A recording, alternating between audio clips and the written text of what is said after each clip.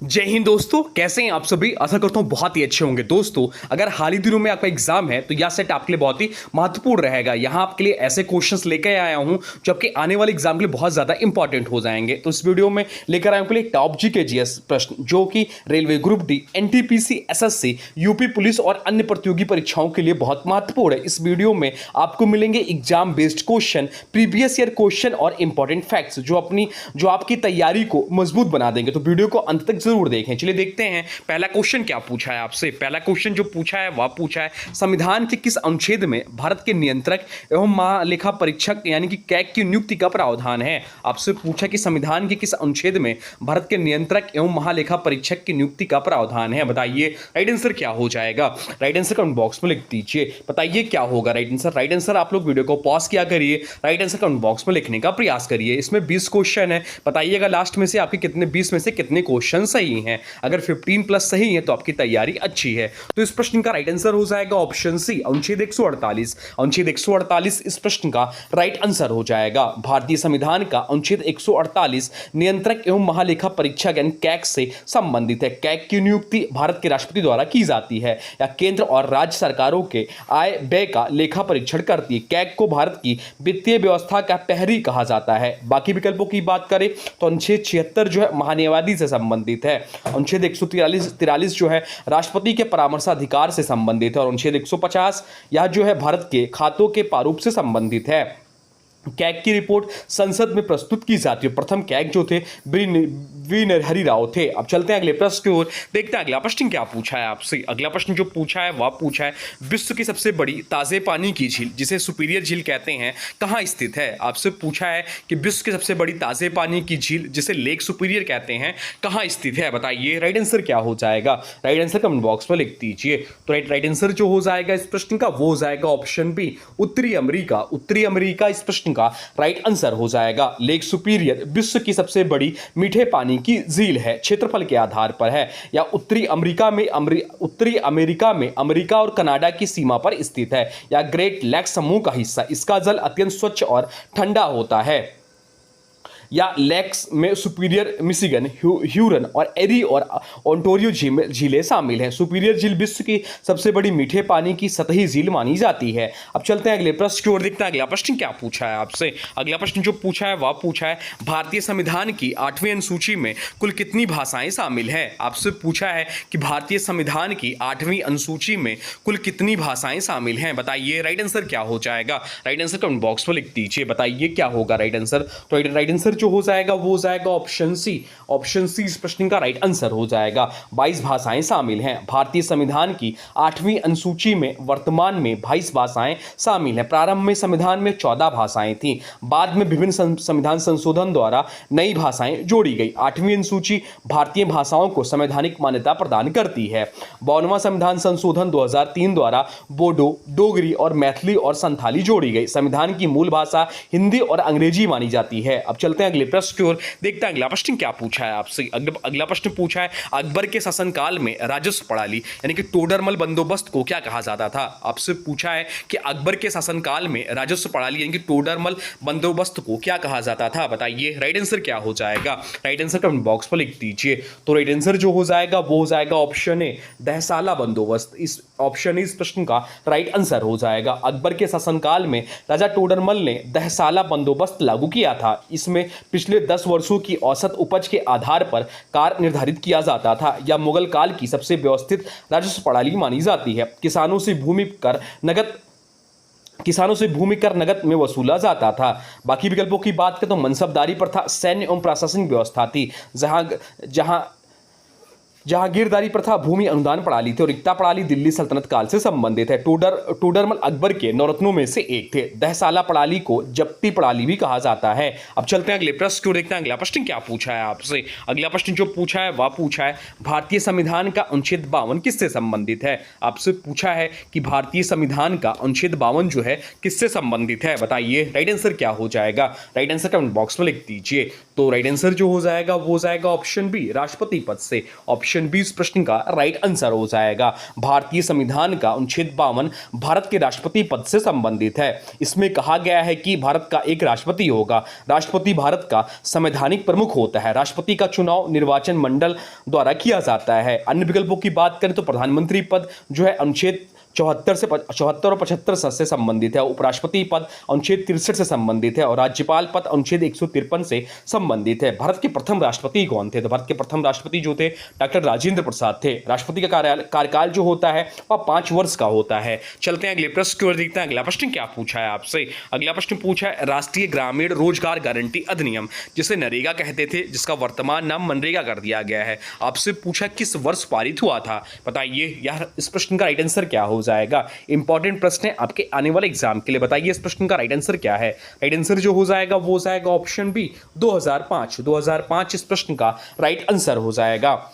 राष्ट्रीय ग्रामीण रोजगार गारंटी अधिनियम नरेगा को वर्ष 2005 में पारित किया गया था। इसका उद्देश्य ग्रामीण क्षेत्रों में रोजगार उपलब्ध कराना है। बाद में इसका नाम मनरेगा रखा गया। या प्रत्येक ग्रामीण परिवार को 100 दिनों का रोजगार सुनिश्चित करता है।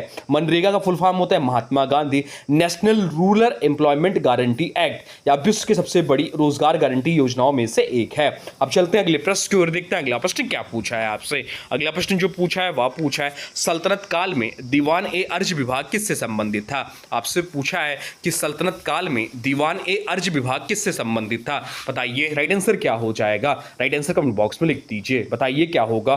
तो राइट आंसर जो हो जाएगा वो हो जाएगा ऑप्शन डी, सैन्य विभाग। सैन्य विभाग इस प्रश्न का राइट आंसर हो जाएगा। दिल्ली सल्तनत में दीवान ए अर्ज सैन्य विभाग से संबंधित था। यह सेना की भर्ती, प्रशिक्षण और निरीक्षण का कार्य करता था। इस विभाग का प्रमुख आरिज ए मामलिक कहलाता था। सैनिकों के घोड़ों की जांच और वेतन व्यवस्था भी इसी विभाग के अधीन थी। अलाउद्दीन खिलजी ने सेना सुधारों पर विशेष ध्यान दिया था। सल्तनत प्रशासन फारसी प्रणाली से प्रभावित थी। अब चलते हैं अगले प्रश्न की ओर, देखते हैं अगला प्रश्न क्या पूछा है आपसे। अगला प्रश्न जो पूछा है वह पूछा है वायुमंडल में सबसे अधिक किस गैस का प्रतिशत है। आपसे पूछा है कि वायुमंडल में सबसे अधिक किस गैस का प्रतिशत है। बताइए राइट आंसर क्या हो जाएगा। तो जैसा कि ऑप्शन में दिया है 78%, जो कि नाइट्रोजन की प्रतिशत मात्रा, तो ऑप्शन है इस प्रश्न का राइट आंसर हो जाएगा। वायुमंडल में सबसे अधिक गैस प्रतिशत की जो मात्रा है वह नाइट्रोजन की 78% है। ऑक्सीजन लगभग 21%, उसके बाद आर्गन जो है 0.93% है। नाइट्रोजन पौधों की वृद्धि और प्रोटीन निर्माण के लिए महत्वपूर्ण है। यह गैस वायुमंडल को स्थिर बनाए रखने में मदद करती है। नाइट्रोजन चक्र पर्यावरण के लिए अत्यंत महत्वपूर्ण है। ऑक्सीजन जीवन के लिए आवश्यक गैस है। अब चलते हैं अगले प्रश्न की ओर, देखते हैं अगला प्रश्न क्या पूछा है आपसे। अगला प्रश्न जो पूछा है वह पूछा है संसदीय प्रणाली में शून्यकाल की अधिकतम अवधि क्या हो सकती है। आपसे पूछा है कि संसदीय प्रणाली में शून्यकाल की अधिकतम अवधि क्या हो सकती है। बताइए राइट आंसर क्या हो जाएगा। राइट आंसर कमेंट बॉक्स में लिख दीजिए। तो राइट आंसर जो हो जाएगा वो हो जाएगा ऑप्शन बी, 1 घंटा। 1 घंटा इस प्रश्न का राइट आंसर हो जाएगा। शून्यकाल संसद की कार्यवाही का वह समय है जब सदस्य तत्काल जनहित के मुद्दे उठाते हैं या प्रश्नकाल समाप्त होने के तुरंत बाद शुरू होता है। सामान्यतः इसकी अवधि लगभग 1 घंटा मानी जाती है। इसका उल्लेख संविधान में नहीं है, यह संसदीय परंपरा है।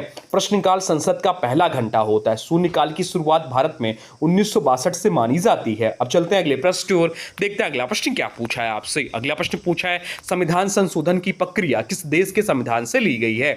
आपसे पूछा है कि संविधान संशोधन की प्रक्रिया किस देश के संविधान से ली गई है। बताइए राइट आंसर क्या हो जाएगा।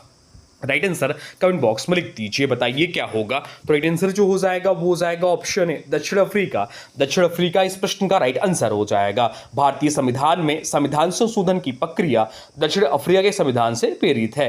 संविधान संशोधन का प्रावधान अनुच्छेद 368 में दिया गया है। कुछ संशोधन संसद के साधारण बहुमत से जबकि कुछ विशेष बहुमत से किए जाते हैं। संघीय ढांचे से जुड़े संशोधनों के लिए राज्यों की स्वीकृति भी आवश्यक होती है। बाकी विकल्पों की बात करें तो ब्रिटेन संसदीय प्रणाली से प्रेरणा ली गई है। अमेरिका मौलिक अधिकार और न्यायिक समीक्षा से संबंधित प्रेरणा, आयरलैंड से नीति निर्देशक तत्वों से प्रेरणा ली गई है। भारतीय संविधान ना तो पूर्णतः कठोर है और ना ही बहुत लचीला। अब तक 100 से अधिक संविधान संशोधन हो चुके हैं। अब चलते हैं अगले प्रश्न की ओर, देखते हैं अगला प्रश्न क्या पूछा है आपसे। अगला प्रश्न जो पूछा है वह पूछा है महात्मा गांधी ने दांडी यात्रा, जिसे नमक सत्याग्रह भी कहते हैं, कब शुरू की थी। आपसे पूछा है। बताइए राइट आंसर क्या हो जाएगा। राइट आंसर कमेंट बॉक्स में लिख दीजिए। आपसे पूछा है कि महात्मा गांधी ने दांडी यात्रा कब शुरू की की थी? बताइए राइट आंसर क्या हो जाएगा? राइट आंसर हो जाएगा ऑप्शन ए 12 मार्च 1930 को। ऑप्शन ए इस प्रश्न का राइट आंसर हो जाएगा। महात्मा गांधी ने दांडी यात्रा 12 मार्च 1930 को साबरमती आश्रम से शुरू की थी। इसका उद्देश्य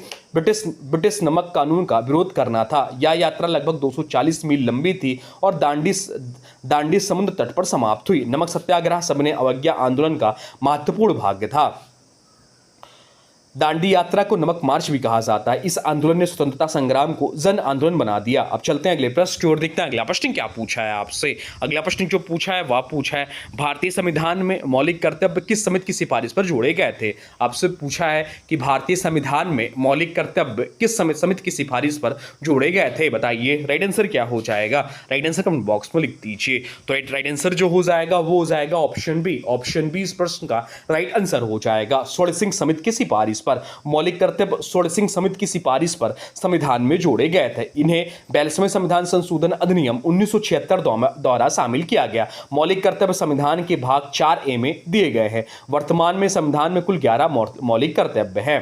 बाकी विकल्पों की बात करें तो के संथानम समिति जो है भ्रष्टाचार निवारण से संबंधित है। वर्मा समिति मौलिक कर्तव्यों के क्रियान्वयन से संबंधित सुझाव दिए थे और सरकारी आयोग केंद्र राज्य संबंधित है। मौलिक कर्तव्य अनुच्छेद 51A में वर्णित है और 86वें संविधान संशोधन 2002 द्वारा 11वां कर्तव्य जोड़ा गया। अब चलते हैं अगले प्रश्न की ओर, देखते हैं अगला प्रश्न क्या पूछा है आपसे। अगला प्रश्न जो पूछा है वह पूछा है नाबार्ड का मुख्यालय कहाँ स्थित है? आपसे पूछा है कि नाबार्ड का मुख्यालय जो है कहाँ स्थित है? बताइए राइट आंसर क्या हो जाएगा? राइट आंसर कमेंट बॉक्स में राइट आंसर कमेंट बॉक्स में लिख दीजिए। बताइए तो इस क्वेश्चन का आंसर जो है मैक्सिमम लोग गलत करके आएंगे। मैक्सिमम लोग नई दिल्ली को टिक करके आएंगे जो कि गलत हो जाएगा। इसका जो राइट आंसर हो जाएगा वो हो जाएगा ऑप्शन डी, मुंबई में है। मुंबई इस प्रश्न का राइट आंसर हो जाएगा। नाबार्ड इसका फुल फॉर्म ध्यान रखिए एग्जाम में पूछता है। इसका फुल फॉर्म होता है national rural for agriculture and rural development, national bank for agriculture and rural development. NABARD का मुख्यालय मुंबई में स्थित। इसकी स्थापना कब हुई थी? तो इसकी स्थापना जो हुई थी 12 जुलाई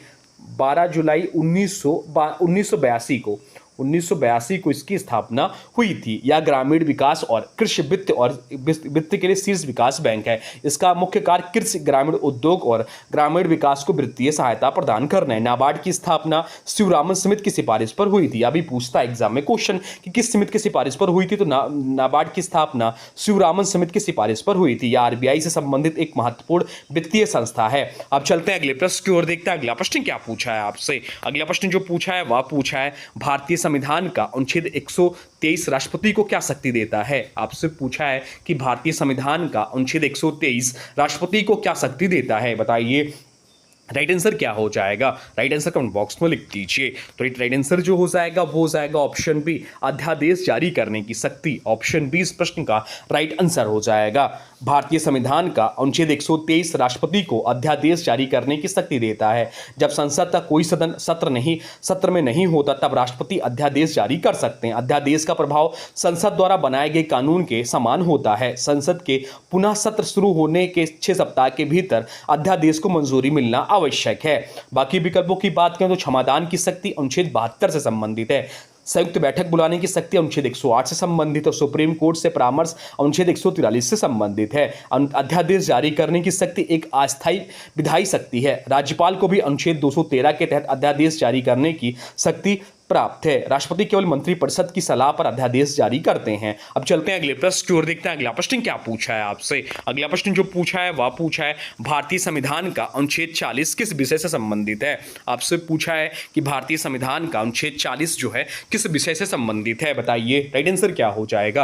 राइट आंसर कमेंट बॉक्स में लिख दीजिए। तो राइट आंसर जो हो जाएगा वो हो जाएगा ऑप्शन बी, ग्राम पंचायतों का गठन। ग्राम पंचायतों का गठन इस प्रश्न का राइट आंसर हो जाएगा। भारतीय संविधान का अनुच्छेद 40 ग्राम पंचायतों के गठन से संबंधित है या राज्य के नीति निर्देशक तत्वों में शामिल है। इसमें राज्य को ग्राम पंचायतों को संगठित करने और उन्हें स्वशासन की इकाई बनाने का निर्देश दिया गया है। पंचायती राज व्यवस्था ग्रामीण लोकतंत्र को मजबूत बनाती है। बाकी विकल्पों की बात करें तो सामान्य नागरिक संहिता अनुच्छेद 44 से संबंधित है। कार्यपालिका और न्यायपालिका का पृथक्करण अनुच्छेद 50 से संबंधित है। पर्यावरण संरक्षण अनुच्छेद 48A से संबंधित है। पंचायतों को संवैधानिक दर्जा 73वां संविधान संशोधन 1992 द्वारा मिला। पंचायती राज व्यवस्था की सिफारिश बलवंत राय मेहता समिति ने की।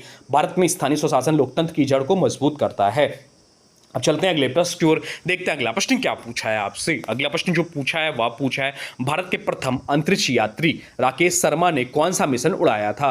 महत्वपूर्ण प्रश्न है, आपसे पूछा है कि भारत के प्रथम अंतरिक्ष यात्री राकेश शर्मा ने कौन सा मिशन उड़ाया था, बताइए राइट आंसर क्या हो जाएगा।